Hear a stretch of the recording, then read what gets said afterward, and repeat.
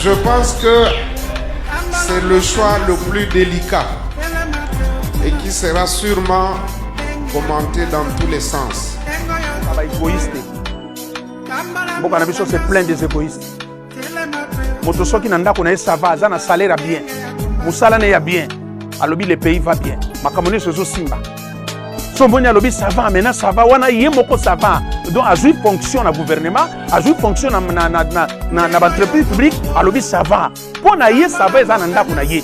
Lorsque chez lui ça va bien, alobi batono so baza bien. Azana posa vie à voisin, azana posa te comment voisin azo vivre.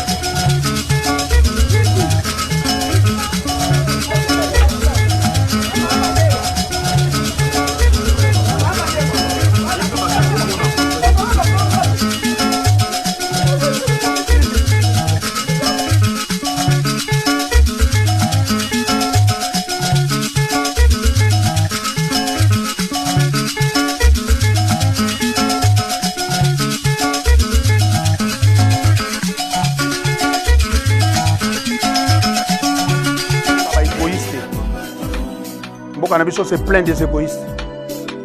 Moto soki nanda kona ça va, ça na salaire bien. Musala ne ya bien. Alobi le pays va bien. Makamoni sozo simba. Somboni alobi ça va, maintenant ça va. Wana yemoko ça va. Donc a joué fonction na gouvernement, a joué fonction na entreprise publique. Alobi ça va. Pour na ye ça va, ça nanda kona ye. Lorsque chez lui ça va bien, alobi batono so baza bien. Azana posa vie à voisin, azana posa te comment voisin azo vivre. Serviteur distingué.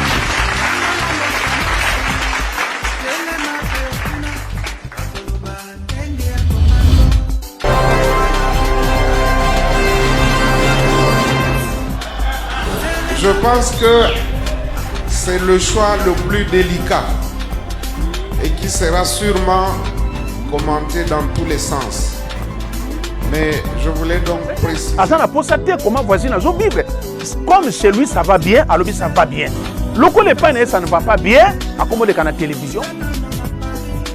Bon cannabis zo simbate. Au commun bato ba komi démoraliser bato musu bazo kufa na mboko likola souci ya ba propos ba politicien.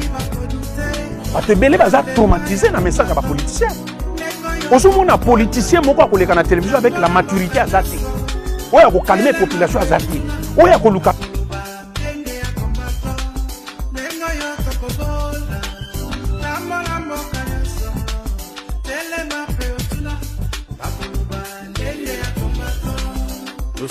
Zate, ouais, pour réconcilier, bah, toi, Zate. Mon tournoi, ça commence à un message à quoi enflammer, bah.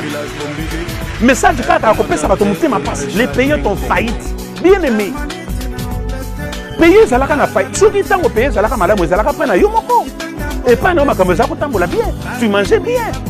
Au banda, tu tambola na mituka. Les lobes longoli, au bâtiment, ils sont en place, aux ala quitté. Et comme le pays ne va pas bien. Yango zomona lelo, jeunesse, et comme il corrompu.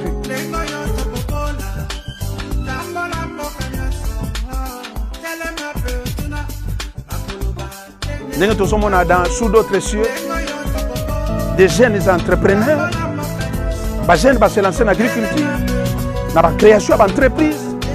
Jeunesse c'est ça qu'on mata, mais jeunesse en boka na biso et comme aveuglé dans la politique.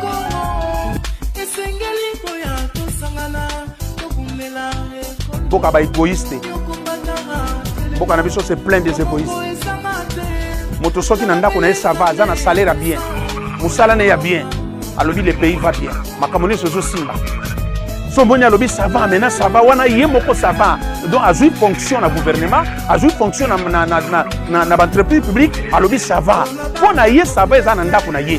Lorsque chez lui ça va bien, alobi batono so baza bien. Azana pour sa vie à voisin, azana pour sa terre comment voisine azofi, comme chez lui ça va bien, alobi ça va bien. Loko le pas ça ne va pas bien, à comme de la télévision. Mboka na biso zo simbate. Okomona bato bakomi démoraliser bato mosusu bazokufa na mboko likolo souci ya ba propos ba politicien. Bato ebele baza traumatisé na message ya ba politicien. Ozomona politicien moko akoleka na télévision avec la maturité azate. Oya ko calmer population azate. Oya ko réconcilier bato azate. Mutu nyonso akomaka na message ya ko enflammer bato.